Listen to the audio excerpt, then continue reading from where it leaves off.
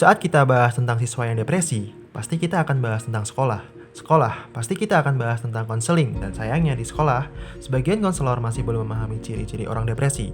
Dan kebanyakan dari siswa mengaku terkendala dalam akses dan juga fleksibilitas. Ini dibuktikan dengan adanya kasus yang terjadi di MAN 1 Yogyakarta. Berdasarkan data yang kami peroleh dari Patient Health Questionnaire, bahwa dari 127 siswa, terdapat 47 siswa mengalami gejala depresi ringan. Hasil gejala depresi ringan ini merupakan yang terbanyak dibandingkan dengan gejala depresi lain, sehingga perlu adanya penanganan depresi ringan dengan aplikasi Emosian. Berdasarkan penuturan Ketua PIKR Exalta di MAN 1 Yogyakarta, pada setiap periode kepengurusan, rata-rata hanya ada 11 siswa yang sukarela datang menemui PIKR untuk berkonsultasi. Apa yang terjadi ketika konselor tidak mampu memberikan konseling dengan baik dan akses lebih?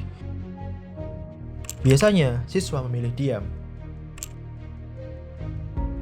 Karena pertama kan belum yakin ya, kan pada belum tahu nih PIKR tuh ngapain gitu loh. Habis itu waktu konseling tuh juga nggak ada, jadi tuh belum ada prokernya yang buat konseling gitu.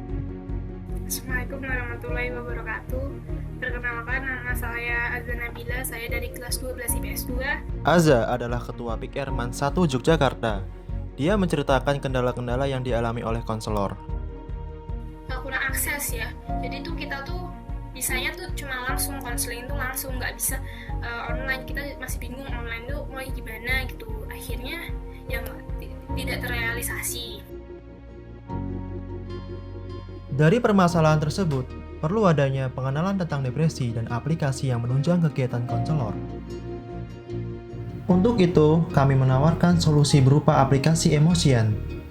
Aplikasi Emosian berupaya lebih menjembatani PIKR Exalta dengan siswa depresi ringan MAN 1 Yogyakarta, di mana tidak hanya mempermudah komunikasi namun juga menangani depresi dengan pemantauan yang ketat.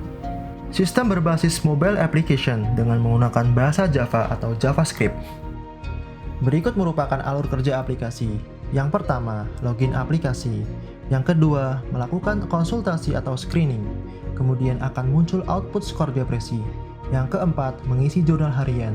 Kemudian data jurnal akan diterima admin. Yang terakhir, konsultasi via chat. Aplikasi Emosian merupakan aplikasi kesehatan berbasis Android yang bertujuan untuk mendeteksi gejala depresi sekaligus menjadi media komunikasi khusus antara siswa dan konselor. Aplikasi ini memiliki 3 fitur yang kami sesuaikan dengan kebutuhan mitra kami. Pada sisi pengguna pasien, tersedia fitur konsultasi, fitur chat, dan fitur baca artikel. Fitur konsultasi merupakan fitur utama sebagai langkah dalam mendeteksi adanya gejala depresi dengan menggunakan Patient Health Questionnaire.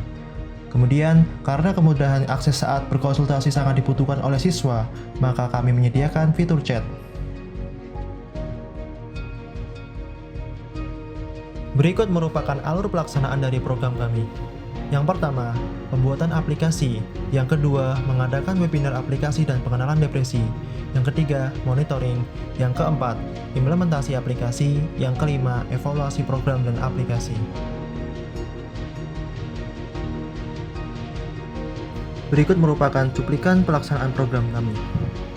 Yang pertama adalah tahapan pengembangan aplikasi menggunakan bahasa Java. Terjadi pada siapapun ya, nggak cuma orang dewasa, nggak cuma orang tua yang kena stres kerja.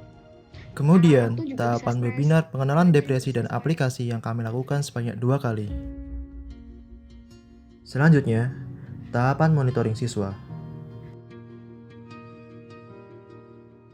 Kemudian, tahapan implementasi oleh siswa. Pada tahap ini, siswa menggunakan aplikasi selama 14 hari berturut-turut.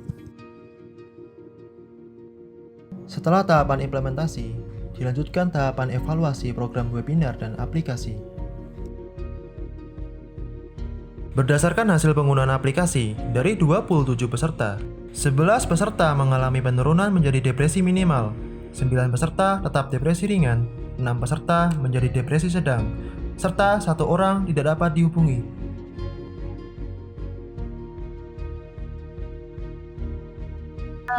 Seneng sih, soalnya kan bisa bagi cerita gitu loh, jarang-jarang. Menurut saya bisa diterapkan buat teman-teman yang lain. Bisa. Kalau Aisyah? Apalagi kemarin habis ikut itu loh Mbak, yang penyuluhan dari PIKR. Itu kan tentang insecure sama overthinking. Nah itu kayaknya tuh bisa deh diceritain kenapa dia insecure kan gitu kan. Terus nanti kan bisa konsultasi sama lewat fitur chatnya gitu. Cocok deh. Mungkin aku punya saran nanti sama ketua yang tahun depan ini, mungkin aplikasi ini bisa jadiin proker tahun depan, dimajuin lagi, dikembangin lagi, mau gimana, nanti pemakaiannya mau gimana gitu.